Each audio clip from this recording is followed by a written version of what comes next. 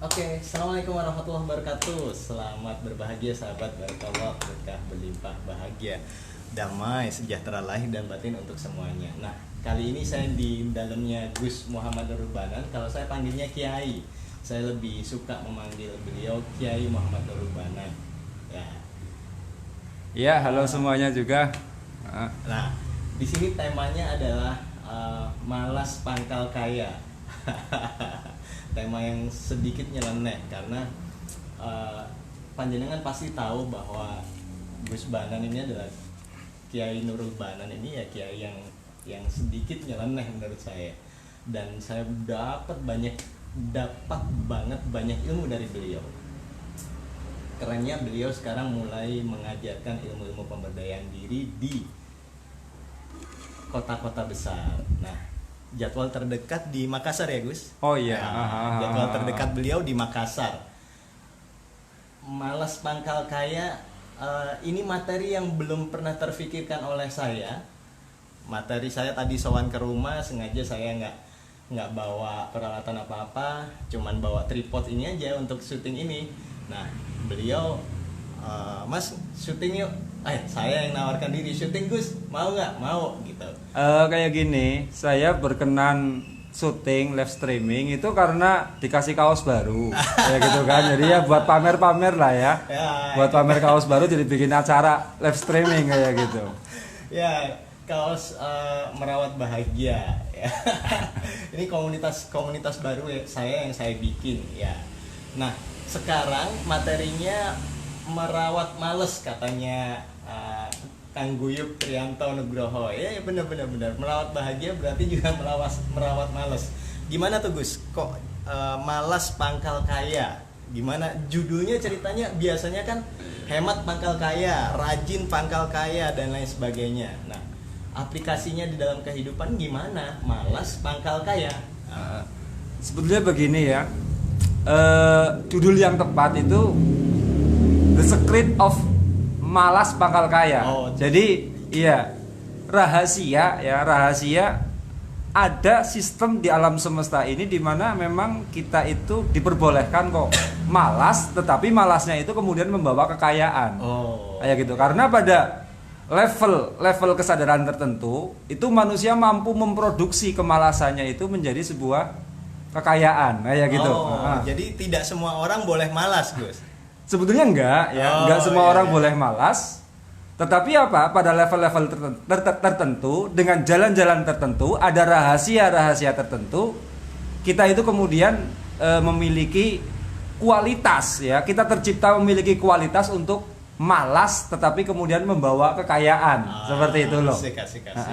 Nah, jadi jangan salah, tidak semua manusia boleh malas. Ya, betul ya Gus ya. Iya. Bahkan sebetulnya ya itu juga awalnya sih seperti ini. Kemarin saya itu pulang kampung.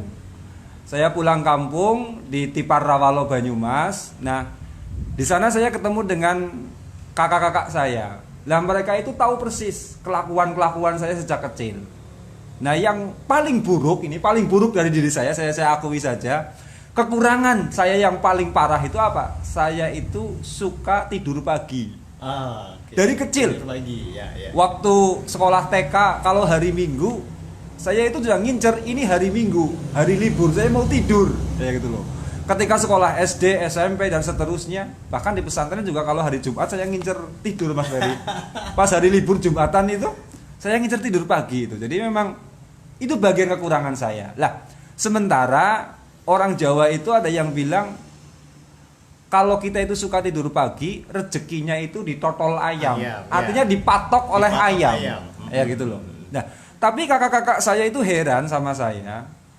Itu Banan dari kecil sukanya itu tidur pagi. Katanya rezekinya itu dipatok ayam. Tapi kok ternyata sekarang jadi ya katakanlah sebutlah di lingkungan sini orang menyebut finansial saya baik. Kayak gitulah ya. Kakak saya bilang tetap sugih itu, tetap kaya kayak gitu loh, walaupun suka tidur pagi.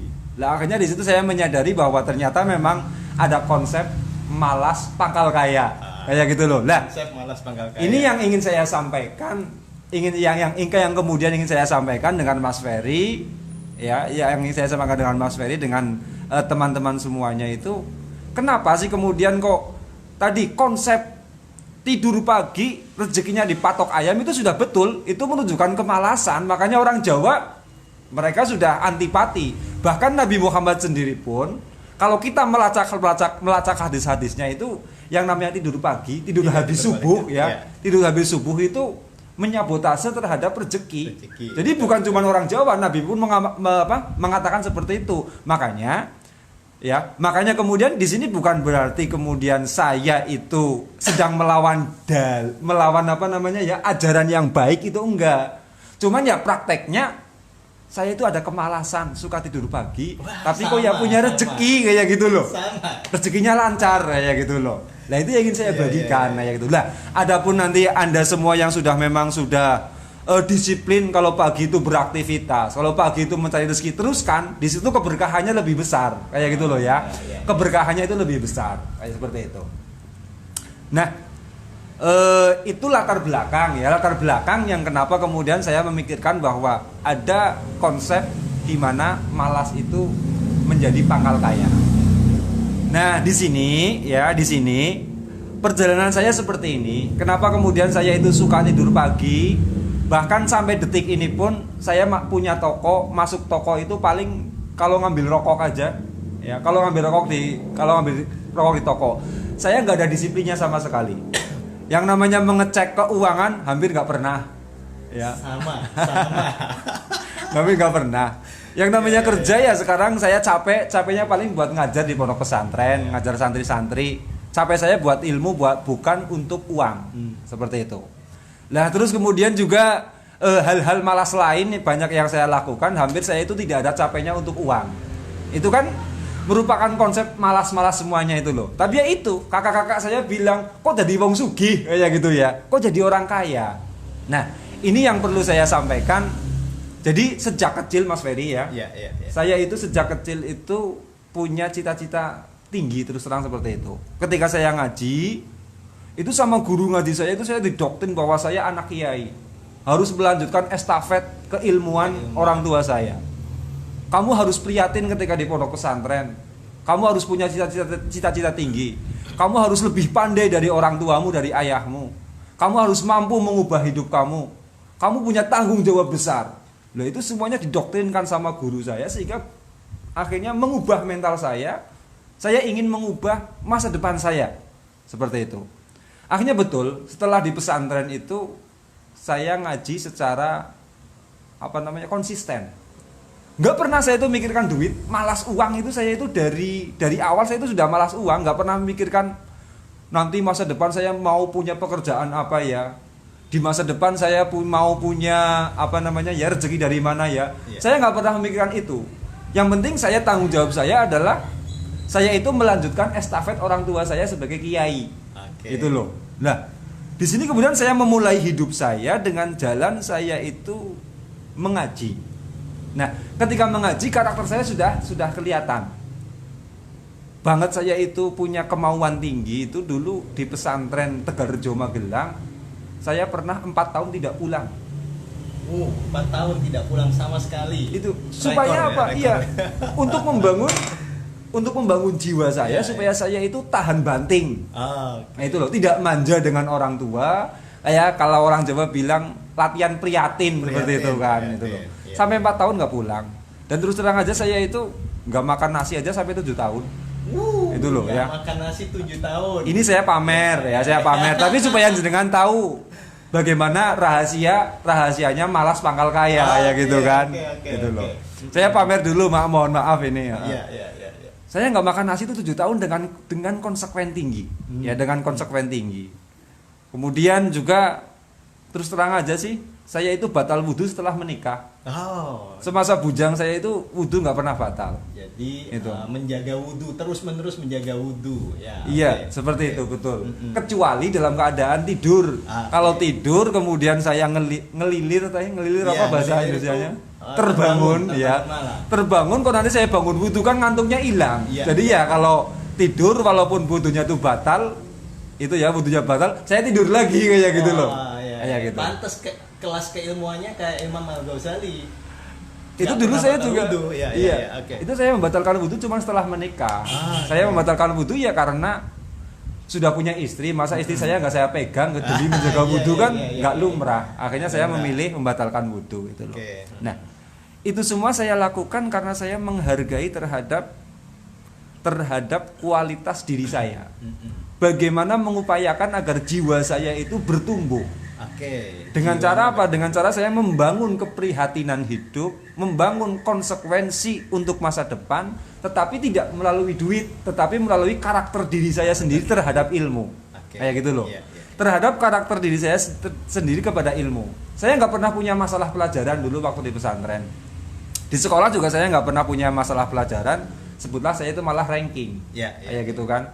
Nggak pernah punya masalah pelajaran yang namanya catatan-catatan kitab kemudian kosong, saya juga nggak pernah.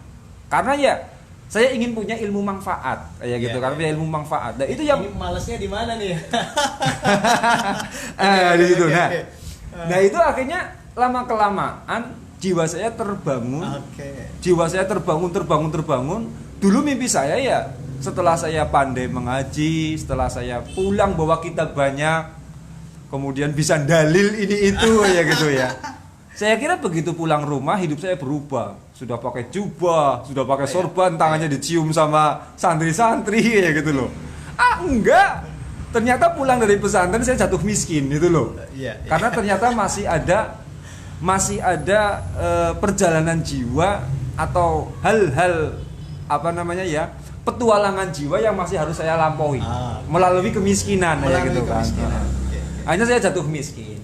Ya gitu kan, jatuh miskin. Lah, setelah itu tapi ketika saya jatuh miskin justru kemudian di situ saya kembali menjadi ingat kepada Tuhan sehingga apa yang saya lakukan ya, hal-hal cita-cita yang dulu sudah pernah saya inginkan, cita-cita yang sudah saya tempuh dulu belum diijabahi oleh Tuhan, belum dikabulkan oleh Tuhan. Di situ akhirnya apa? Saya menyadari bahwa ini adalah bagian dari perjalanan hidup saya. Kayak gitu kan. Nah, di sini kemudian yang menjadi catatan adalah saya selama hidup itu tidak pernah yang namanya mengurusi uang. Oke. Itu loh. Cita-cita kepada uang rendah, kemauan kepada uang juga rendah. Tapi itu saya punya kemauan keras kepada ilmu. Oke. Di mana ilmu itu menumbuhkan jiwa saya.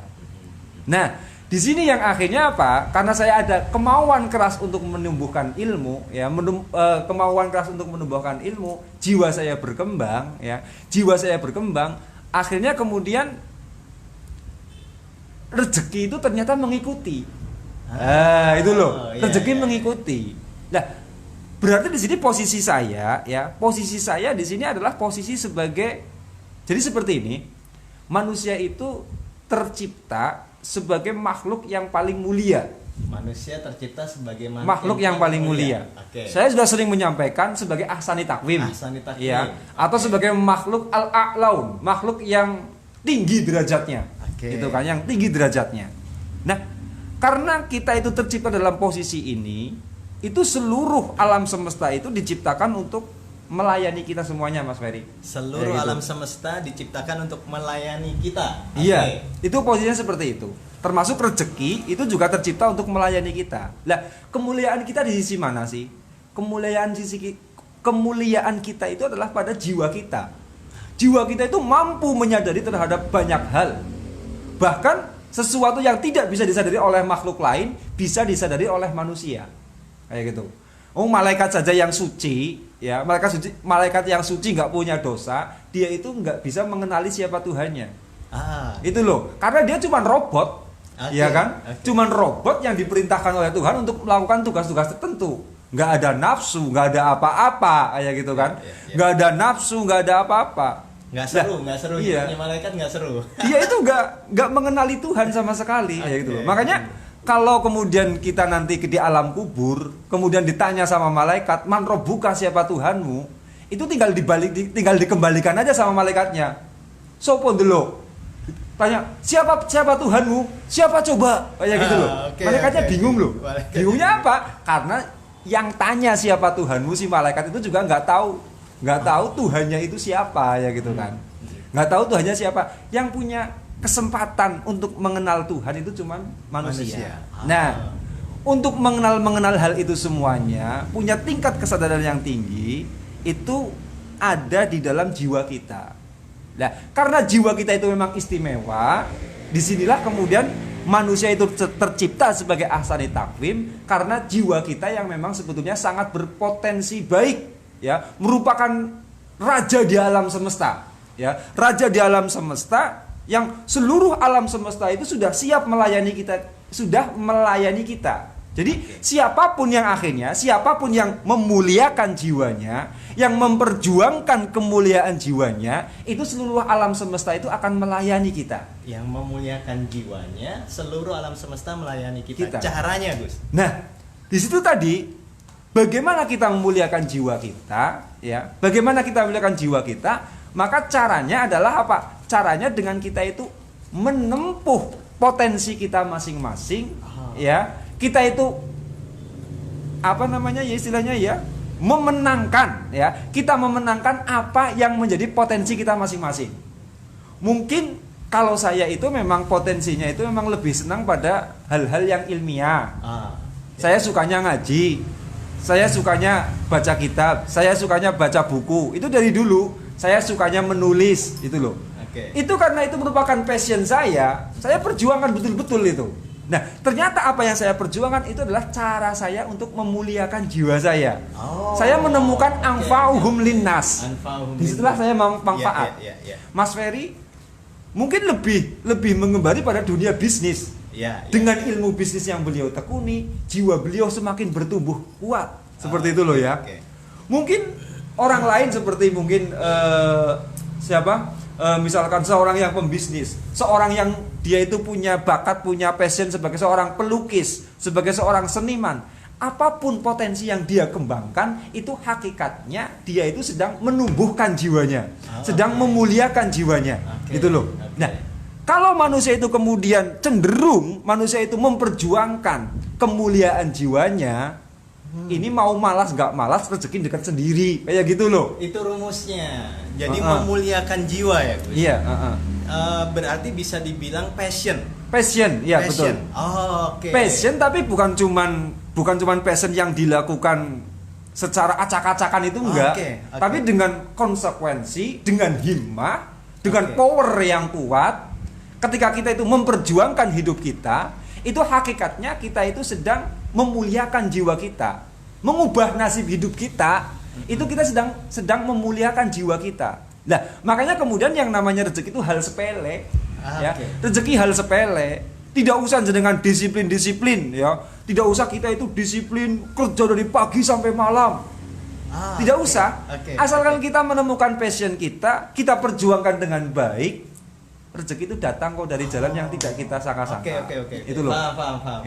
Akhirnya kita itu bisa ketika kita memuliakan jiwa kita mampu memperlakukan rezeki itu sak kepenake dewe, seenaknya sendiri, secukupnya sendiri, senyamannya sendiri. Kayak gitu loh. Senyamannya sendiri. Karena memang alam semesta itu ada kecenderungan diciptakan memiliki kecenderungan melayani jiwa-jiwa manusia yang dimuliakan. Itu loh. Melayani jiwa-jiwa manusia yang berkualitas. Membuat jiwa kita itu berkualitas terserah dengan jalan apapun sesuai dengan potensi kita masing-masing. Makanya kaya itu enggak harus jadi pengusaha, itu enggak, itu ngawur itu. Setuju. Ingin kaya harus bisnis, enggak, jadi ibu rumah tangga. Kalau memang dengan menjadi ibu rumah tangga kemudian jiwa kita makin mulia, rezeki itu sudah dijamin oleh Tuhan. Rezeki akan melayani kita, merunduk kepada kita. Kita menjadi PNS, itu jalan kita kaya bisa kok. Dengan jalan apapun, yang penting di situ kita itu betul-betul memuliakan jiwa kita. Kita itu berusaha keras untuk mengubah karakter kita. Kayak gitu. Iya, jadi rezeki itu boleh dimalesi. Ya, yang tidak boleh dimalesi itu adalah apa? Memuliakan jiwa. Memuliakan jiwa kita. Memuliakan diri kita, membangun karakter kita. Itu loh. Jadi kesimpulan pertama yang bisa saya ambil adalah apapun kerjaan kita, apapun kondisi kita, intinya adalah memuliakan jiwa. Dengan cara apa? Dengan cara menikmati kehidupan ini bener-bener menikmati, kita nggak pakai mengeluh gitu ya guys. Iya. Ya, oke, nggak pakai mengeluh, tetapi kita menaruh rasa cinta, wah gitu ya. Iya, Rasa cinta, ya contoh saya juragan Brankas, jangan lupa beli Brankas ke saya, gitu kan. Nah, saya ya saya nggak kerja. Kenapa? Yang kerja teman-teman, tetapi saya dulu membangun bisnis saya sudah mati-matian, bukan mati-matian dalam arti sudah membangun saya dengan pakai penuh motor, konsekuen. ya konsentrasi dan lain sebagainya. Nah sekarang perkara saya kerja sebulan sekali 2 kali, yaitu konsekuensi, tetapi saya tetap menaruh jiwa saya untuk jalannya terus usaha saya, gitu ya guys ya. Iya, jadi okay. di situ kan ketika dengan mengurus bisnis itu hakikatnya bukan mengurusi rezeki, itu bukan. Oke. Hakikatnya sedang mengurusi karakter, ya karakter jenengan sebagai seorang pembisnis yang memiliki passion, memiliki bakat, memiliki kemauan, memiliki impian sebagai seorang pembisnis. Jadi yang dirubah itu di dalam diri kita, yang kita seriusi, yang tidak boleh diajak malas adalah apa yang ada dalam diri kita, dalam jiwa kita. Itu nggak boleh. Kalau rezeki diajak malas nggak masalah kok. Kayak gitu loh. Nggak masalah, iya. Nah, ketika kita itu sudah memiliki kemampuan untuk memuliakan jiwa kita, menjadikan jiwa kita itu berkualitas, kita sudah bekerja baik untuk mengubah karakter kita, itu ya. Ini rezeki, ini sudah akan menunduk kepada kita. Makanya dibawa malas, mau dibawa tidur pagi, suka tidur pagi, tidak berpengaruh apa-apa kepada rezeki kita. Itu loh. Oke, ya. Gitu maksudnya itu loh. Iya, Jadi paham. mau tidur pagi, suka tidur pagi, kemudian malas-malasan bisnis, gitu ya. Kalau emang kita itu sudah mampu menempatkan diri kita sebagai jiwa yang mulia, ya, jiwa yang mulia, kita sudah punya kemauan keras untuk mengubah jiwa kita, ya, mengubah jiwa kita, di situ rezeki akan melayani kita dengan baik. Itu loh. Mau tidur suka tiduran pagi, mau kerjanya pokoknya kita itu sudah bisa mengatur hidup kita seenaknya dewek. Itu loh ya. Mantap. Itu rezeki itu loh. Nah, yang menjadi masalah kan seperti masyarakat Jepang misalkan. Masyarakat Jepang itu banyak orang yang kena penyakit apa itu? Penyakit di mana punya rasa minder, tapi minder besar. Sehingga bujangan-bujangan di Jepang itu banyak yang tidak menikah. Ya karena persaingan ekonomi itu, ya persaingan finansial itu tinggi. Akhirnya dia itu ngedrop, putus asa. Dia memilih hidup di dalam kamar, tidak keluar sama sekali. Wow. Itu banyak generasi Jepang yang mengalami stres seperti itu. Kemudian Jepang juga sekarang populasi generasi mudanya menurun. Populasi penduduknya menurun. Karena takut menikah. Karena apa? Kalau menikah nanti punya anak, ya, menikah punya anak, resiko finansialnya tinggi, masih punya pikiran-pikiran materialisme seperti itu. Nah, yang seperti ini kan namanya apa? Padahal Jepang itu orangnya pekerja keras. Tapi itu ketika bekerja untuk uang, ya, ketika kita itu bekerja untuk uang, sepele banget jadinya. Kita sebagai manusia yang sudah mulia, kok malah dicapaikan, disetrelkan oleh yang namanya uang, makhluk sampah loh. Uang itu makhluk sampah. Jadi kita makhluk mulia, uang itu sebenarnya kalau kita bertuhan pada uang, stres hidup kita. Tetapi kebanyakan dari kita, ya bukan dari kita lah. Saya sendiri terkadang tuh masih juga menuhankan uang. Kalau duit lagi banyak di rekening ya aman. Kalau duit dikit ya kadang-kala ada cemas, khawatir. Berarti pun itu menunjukkan bahwa saya kurang memuliakan jiwa. Iya, gitu ya, betul. Ada tingkat kekhawatiran yang tinggi.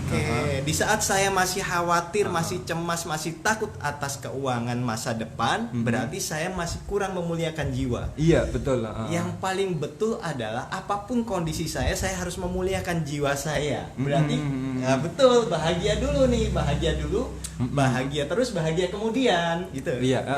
Bahagia dulu, kemudian berlimpah kemudian, katakan seperti itu. Bahagia dulu terus berlimpah kemudian. Berarti selama ini jika kita mencari bekerja untuk uang itu salah total. Sebagai proses kita bekerja kepada uang tidak masalah. Saya pun dulu bekerja untuk uang, tapi sebagai proses, puncaknya kebalik. puncaknya kebalik. Uang yang harus bekerja kepada kita. Uang yang harus bekerja Puncaknya kepada kita. itu, Jadi rumusnya adalah jangan menghamba pada uang, gitu ya Gus ya. Rumusnya adalah kita bekerja untuk menebar manfaat, begitu Gus? Iya. Oke. Karena kalau kita bekerja untuk menebar manfaat, berarti memuliakan jiwa kita dan uangnya ngikut sendiri, gitu ya. Iya. Oke. Nah itu yang terjadi yang namanya materialisme itu kan kita itu tidak memiliki kebebasan finansial. Ya. Okay. Kita dipatok, kita harus disiplin kerja untuk dapatkan gaji sekian. Kita harus disiplin kerja keras sampai lembur-lembur untuk dapatkan itu. Nah, ini kita pada saat-saat posisi kehidupan yang seperti itu, sebetulnya kita belum memiliki kemerdekaan. Ya. Nah, untuk keluar dari penjajahan materialisme seperti itu, terus perjuangkan karakter diri Anda, terus perjuangkan kemuliaan jiwa Anda, ya. Tuntaskan apa yang menjadi cita-cita Anda. Kalau guru saya itu wasiat, tutup norkosomu. Tutup norkosomu. Gitu loh ya. Tuntaskan penderitaanmu dalam memperjuangkan hidup. Nah, memperjuangkan hidup itu artinya apa? Artinya kita itu berjuang untuk memuliakan jiwa kita, berjuang untuk membangun karakter kita. Itu loh, membangun karakter kita. Nah, ketika kita itu menemukan karakter diri kita yang sebenarnya, yang jadi pelukis, nyaman sebagai pelukis. Yang yang menjadi seniman, nyaman sebagai seniman, merasa bahagia. Yang menjadi pembisnis, merasa bahagia sebagai pembisnis. Yang sebagai pengajar, merasa bahagia sebagai seorang pengajar. Yang menjadi pejabat, merasa bahagia sebagai seorang pejabat. Itulah baru namanya kita itu menemukan kebahagiaan kita. Itu. Saat kita menemukan kebahagiaan, manusia itu memiliki power yang sangat dahsyat, kekuatan yang sangat dahsyat apabila dia itu menemukan kebahagiaannya, ya. Kebahagiaan cenderung bagaimana kita itu menemukan profesi sesuai dengan passion kita. Itu loh, sesuai dengan karakter kita. Siap. Ya. Kalau bukan pembisnis, minatnya pada buku, disuruh bisnis nggak betah. Nggak bisa. Maunya jadi profesor, kayak gitu loh ya. Maunya jadi profesor. Seorang yang minat menjadi seorang seniman, disuruh menjadi seorang yang menjadi pejabat yang kerjaannya masuk dinas, dia nggak bahagia. Seorang yang punya bakat, ya, punya passion sebagai seorang pejabat, di mana dia tuh bisa aktif dengan rambut melitis, gitu ya. Baju dimasukkan ke dalam, ya. Kemudian dia itu disuruh menjadi seorang seniman yang ada itu, yang nggak percaya gini nggak bahagia nggak apa, kayak gitu loh ya. Dan duit jauh. Nggak apa. Duit jauh. Kalau bahagia, duit akhirnya menjauh, kayak gitu loh. Jadi makanya di sini apapun profesi Anda, perjuangkan sebaik mungkin, karena di situ ada peluang kita itu membahagiakan jiwa kita, memuliakan jiwa kita. Kalau kita sudah menemukan kebahagiaan kita, kemuliaan jiwa kita, rezeki itu datang melayani kita dari jalan yang tidak kita sangka-sangka, kayak gitu, ya. Dari jalan yang tidak kita sangka-sangka, seperti itu. Wong kemarin tuh ada loh mas, teman saya itu seorang produser film. Produser film. Ya kalau film nasional sudah bisa dibisniskan ya. Filmnya film lokal ya. Gitu. Kerjaannya ya nggak ada penghasilan apa-apa. Tapi kehidupannya cukup. Kehidupannya cukup. Karena apa? Dia menemukan passionnya sebagai seorang seniman film. Kayak gitu, seniman film. Ahmad Tohari itu, saya juga seorang penulis buku ya. Kalau menerbitkan buku kayak semacam di Gramedia, penerbit buku baru beliau. Kalau ini saya menerbitkan sendiri, duitnya banyak. Ada tapi kalau tenang, ada tanda tangannya. Tapi kalau menerbitkan buku di penerbit nasional, itu penerbit umum, nggak ada uangnya sama sekali. Uang bayaran royal itu cuma 10%. Kayak gitu. Harganya juga yang dihargai bukan ilmunya, yang dihargai itu tinta sama kertasnya. Kayak gitu kan. Ya seumpama ada pemasukan kotor 40 juta, cuma 10% untuk penulis kan cuma 4 juta. Itu bisa apa? Didapatkan baru dalam waktu 2 tahun 4 juta, coba bayangkan. Seorang penulis nggak mungkin kemudian menjadi orang kaya, menjadi orang yang mulia.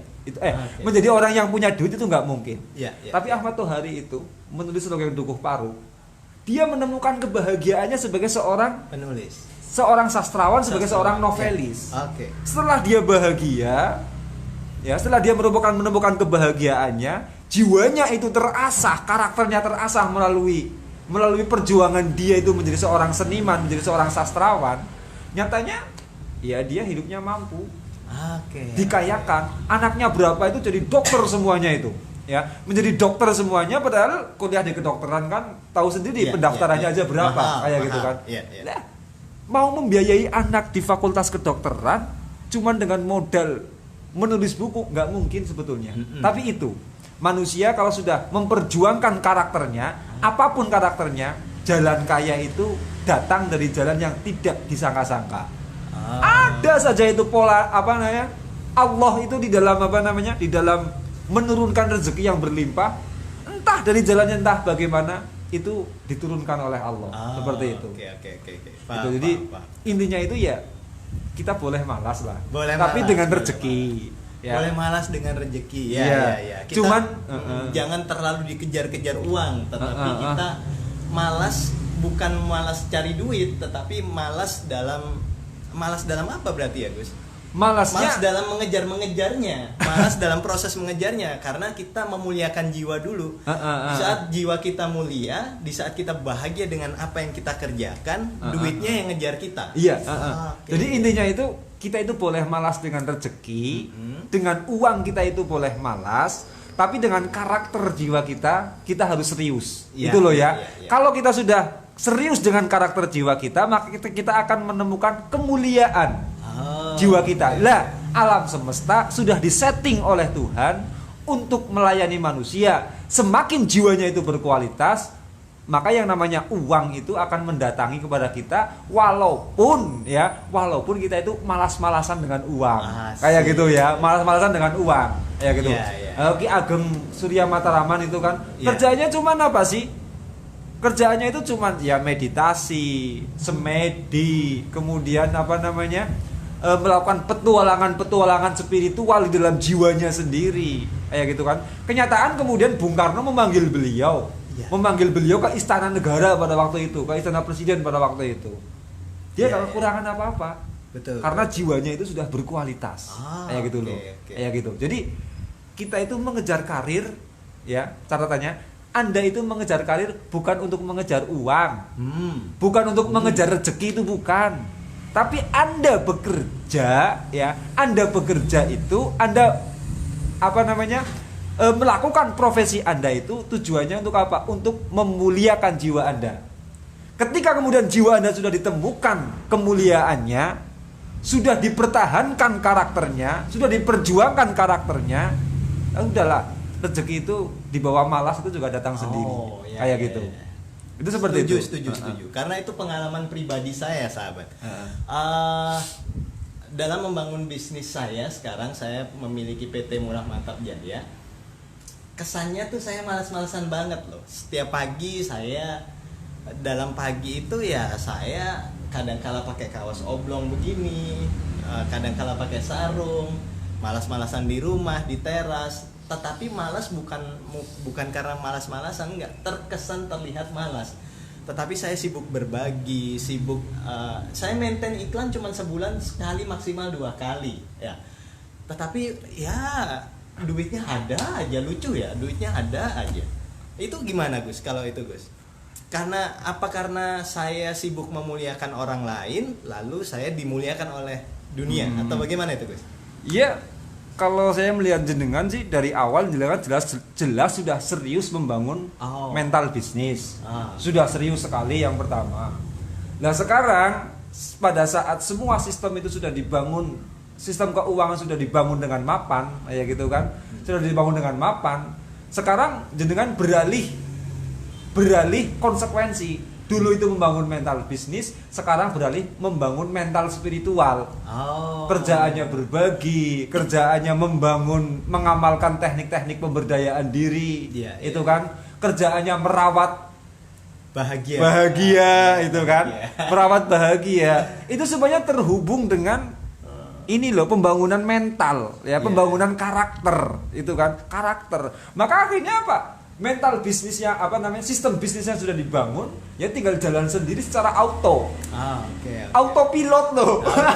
Iya, Tanpa disupiri, bisnisnya itu jalan. Kayak gitu ya. Iya. Bisnisnya itu jalan itu. Sama seperti saya juga. Ya saat sekarang ini Masya Allah ngawur gak karu-karuan lah kalau bicara bisnis saya ya.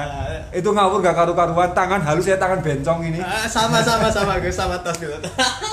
Karena kerjanya juga nganggur ya gitu kan ya. Lucunya padahal saya juragan brankas, saya nggak pernah loh ngangkat brankas. Itu loh. Gimana coba? Sehari-hari saya cuman apa? Sehari-hari sekarang ini saya cuman ngajar ngaji anak-anak santri karena saya itu berprinsip kalau mau lelahlah untuk ilmu. Karena ilmu itu nilainya tinggi. Kayak gitu ya. Itu sehari-hari saya itu ngajar ngaji, yang nggak ada gajinya, nggak ada bayarannya, nggak ada apa-apanya itu. Kemudian konsekuen berbagi kepada orang lain.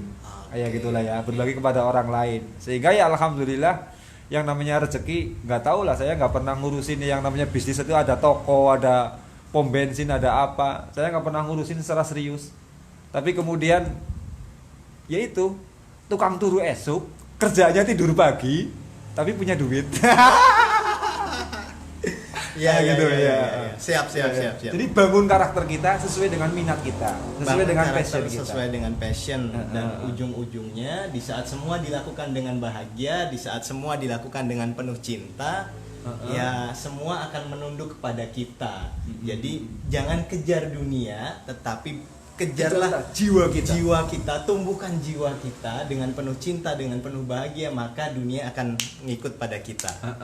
Itu kata kuncinya. Jadi boleh bermalas-malasan, tetapi terlihat bermalas-malasan, jiwanya nggak malas. Kita bukan malas dalam arti bukan mengeluh, tetapi terlihat malas, tapi jiwanya penuh cinta, penuh bahagia, penuh damai. Itu. Jadi intinya itulah ya. Malasnya itu malas untuk pada level di mana kita itu sudah memerdekakan jiwa kita itu sudah membangun karakter untuk jiwa kita ya. Pada level tersebut kita itu ada kesempatan oleh Tuhan, di mana kesempatan tersebut adalah kita itu malas-malasan dengan rezeki kayak gitu. Cirinya jangan terjebak di sini. Jangan terjebak. Cirinya Anda yang sudah memerdekakan jiwa Anda yang sudah memperjuangkan jiwa Anda, itu cirinya rezeki Anda itu akan harmoni, kemuliaan hidup Anda juga akan harmoni. Dunia itu tunduk kepada kita. Ya, dunia itu kepada kita. Lah, kalau Anda kemudian mempraktekkan malas pangkal kaya, tapi kok makin morak-marik, duitnya makin morak-marik, tambah sumpek, maka Anda itu masih harus bekerja keras untuk duit. Kayak gitu loh. Itu seperti itu. Jadi ini tergantung pada tergantung level. Harus bisa melihat level jiwanya. Kalau memang kita itu malas-malasan kok rezekinya datang dengan baik, ya berarti sudah menjadi level kita lah. Tapi kalau kemudian kok malas-malasan makin morak-marik, ya itu berarti masih ada masalah. Jiwa kita belum berkualitas. Kita belum berkualitas. Seperti itu. Iya. Jadi intinya malasnya ada di malas setelah jiwamu berkualitas, kasarannya begitu ya. Malas setelah jiwanya. Intinya malasnya itu selalu bahagia. Dianggap orang malas nggak apa-apa, it's okay. Tetapi jiwanya berkualitas. Jangan dengerin omongan orang lain. Yang penting tersenyum, yang penting bahagia, yang penting damai. Oh iya, Mas Ferry. Ya. Ada satu yang belum kita gunjing. Apa itu? Mas Arif. Okay. Mas Arif RH itu pemalas. Ya, Mas Arif RH itu pemalas. Dulu itu ngajar kelas vibrasi pada waktu masih dari kota ke kota itu tiap minggu. Akhirnya apa? Dia makin malas sebulan sekali. Sekarang 3 bulan sekali. Itu malasnya itu kurang ajar itu kan. Dan panjenengan yang ada di kota-kota lain disuruh datang ke Jogja. Tuh, males banget loh. Mas Arif Vera tuh males banget. Kerjaannya main Facebookan doang. Aduh, males banget. Tapi di sisi lain, beliau itu totalitas memperjuangkan jiwa beliau. Itu loh, ya. Dari waktu mahasiswa punya cita-cita besar, sampai melarat dan lain sebagainya ditempuh. Katanya satu super mie dibagi untuk makan 2 kali. Pagi separuh, nanti sore juga separuh. Nah, artinya apa? Sekarang Mas Arif itu malas-malasan dalam urusan rezeki seperti itu, tapi dulu beliau itu punya kemauan keras untuk mengubah hidupnya, untuk memuliakan jiwanya, untuk membangun karakternya. Ya. Kayak gitu loh. Oke. Saat jiwanya sudah bertumbuh, otomatis dunia mengejar beliau. Otomatis ya beliau nggak pernah kekurangan. Otomatis ya asik-asik aja. Mau dikatain orang apapun juga beliau santai-santai aja. Kayak gitu. Panjenengan yang ngatain yang berbahaya. Nah nih, Mas Arif lagi menonton nih. Halo, halo. Lagi digunjing, lagi muncul beliau. Iya, iya, iya. Halo, guru malas saya. I love you Om. Nah Iya, itu iya. jadi sebetulnya bukan masalah yang perfect, bukan masalah yang penting sekali yang namanya membangun kekayaan, membangun membangun sistem keuangan dari dini. Itu sebenarnya nggak penting. Yang perlu kita bangun adalah dari dini adalah Jiwa. karakter jiwa Karakter kita, jiwa. karakter diri kita itu. Kita mau jadi apa? Mau jadi pelukis? Jadilah mau pelukis. Mau jadi pembisnis? Jadilah pembisnis. Mau menjadi trainer? Jadilah trainer. Mau jadi, terus bangun itu loh. Iya, iya, bangun iya. diri Anda secara sempurna. Nanti pada waktunya kita itu malas-malasan kok dengan yang namanya Oh iya, uang. iya. Kayak Betul, gitu. betul. Contoh profesi yang malas-malasan, kebetulan saja ada Bu siapa saya lupa yang kemarin ketemu saya di Semarang. Beliau leader MLM, Gus. Males banget loh. Tapi penghasilannya miliuner. Lagi ngelihat sekarang beliau. Ya. Halo Bu. Tapi ingat karena MLM itu udah passionnya dia, udah diperjuangkan mati-matian. Nah sekarang lagi malas-malasan ya berangkat ke luar negeri kemanapun it's okay, santai, duit ngejar beliau. Ya itu saya setuju. Sama apapun profesi kita, kalau kita lakukan dengan bahagia, ya kita dikejar uang. By the way Mas Arif ini bukan Partai Demokrat kebetulan aja kaosnya merawat bahagia, pakai juga dong. Generasi biru ya gitu ya. Generasi biru katanya, generasi biru. Nah, itu karena memang sebetulnya kita itu ya ini mungkin sebagai penutup lah ya, sebagai closing. Oke. Kita itu sebetulnya sudah tidak layak capek untuk uang. Sudah Ya. tidak layak capek Untuk uang karena kita itu sudah tercipta sebagai ahsanut takwim, ahsanit takwim, derajat penciptaan tertinggi. derajat penciptaan tertinggi. Ibaratnya kita itu tercipta sebagai mobil mewah sekali ya, dengan kecanggihan teknologi, dengan harga yang sangat mahal sekali. Makanya sebetulnya kalau kita melihat esensi loh, kita itu sudah tidak layak capek untuk uang. Itu loh. Nah, cuma kita tidak bisa begitu saja. Kita dilayani uang tidak bisa begitu saja. Tidak bisa begitu Kita perlu saja. memperjuangkan dulu, menemukan dulu kemuliaan jiwa kita, menemukan dulu karakter kita perjuangkan diri kita supaya lebih mulia, lebih bermanfaat, lebih berkualitas. Itu loh.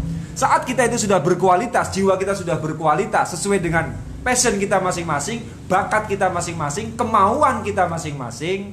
Pada saat itu kita itu sudah akan menemukan level di mana rezeki itu melayani kita. Bukan kita yang capek untuk rezeki, tapi rezeki yang capek untuk kita. Kayak gitu ya. Siap. Bukan kita yang bekerja untuk rezeki, tetapi rezeki yang bekerja untuk kita. Bukan kita bekerja untuk uang, tapi uang yang bekerja untuk kita. Oke. Jadi bukan level kita lagi ya, bukan level kita lagi. Kemudian kita itu terhadap yang namanya uang menjadi pesakitan, menjadi orang yang bekerja keras. Itu ya, bekerja keras untuk uang sudah tidak waktunya lagi. Kayak gitu loh. Yaitu dengan catatan kita itu memuliakan jiwa kita, memperjuangkan jiwa kita. Oke. Itu. Karena memang kita itu fitrahnya sudah sangat tinggi kok. Itu Sip. makhluk yang paling mulia di alam Makhluk semesta. yang paling mulia. Oke. Terima kasih Gus Banan atas Iya. waktunya memberikan ilmu yang istimewa di Facebook ini. Jangan lupa ini dia. Ada iklan. Ada iklan dong. Ini buku beliau yang bagus sekali, 70 Spiritual Value Kesemestaan. Nah, buku ini bisa Anda dapatkan di Gus Banan tentunya. Anda mau beli ke saya juga boleh. Tinggal kontak aja ke saya. Oke. Terima kasih sahabat. Assalamualaikum warahmatullahi wabarakatuh. Bye-bye. Selamat berbahagia, selamat menemukan passion Anda. Semakin berbahagia, semakin banyak berbagi manfaat bagi semesta. Dan lucunya, semua akan merunduk pada Anda dan Anda akan jadi manusia yang mulia. Assalamualaikum warahmatullahi wabarakatuh. Selamat prihatin untuk jiwa Anda. Oke. Ya, nanti Anda akan bergembira dengan uang Anda. Sip. Oke Mas Mahrubian Sarobi, I love you full.